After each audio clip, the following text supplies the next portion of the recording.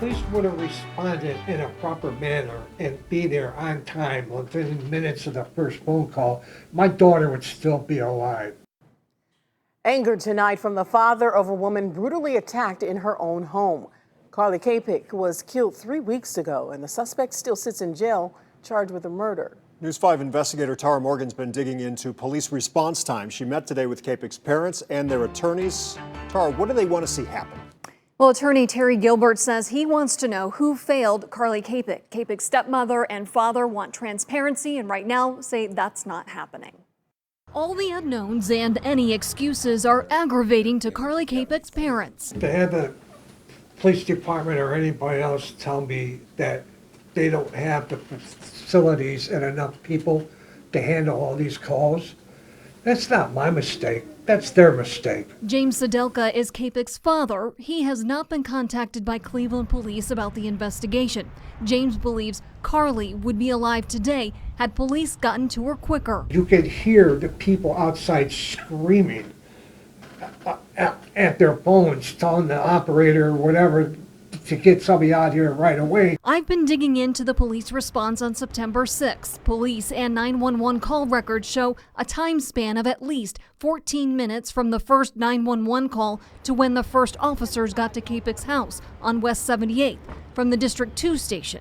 It originated as a Priority 1 felonious assault call. There was an extremely delayed response by the Cleveland Police Department while the attack was going on. Calvin Nettles was arrested after being found naked at Kapik's house. Court records show he was high on PCP.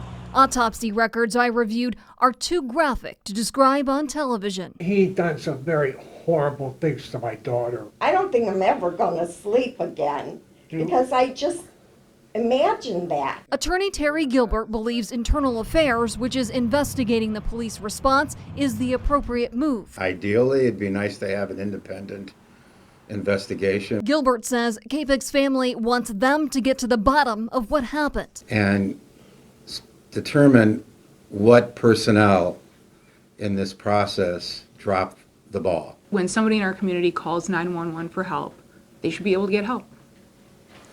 That didn't happen here. Several people called 911 begging for police and an ambulance, but wanted police right away. Okay, we're getting police out there as soon as the next one is available. They are on their way, ma'am. Records show a medic showed up first and asked dispatch if police have an ETA. Do you think there is a connection with staffing and what happened on September 6th? I think that would be one of the problems, but when you think about the universe of calls that are made to the police department every day, they have to prioritize them. Carly's parents say something needs to change before this happens to someone else. The city of Cleveland should always have the proper amount of people, proper amount of cars, proper amount of everything.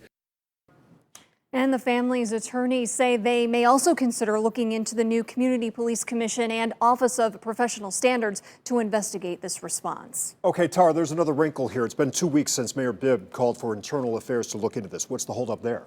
I've repeatedly asked police the status and was just told today it's still an open investigation, and police say they didn't have anything further on the response. I'm News 5 investigator Tara Morgan. All right, thanks so much, Tara.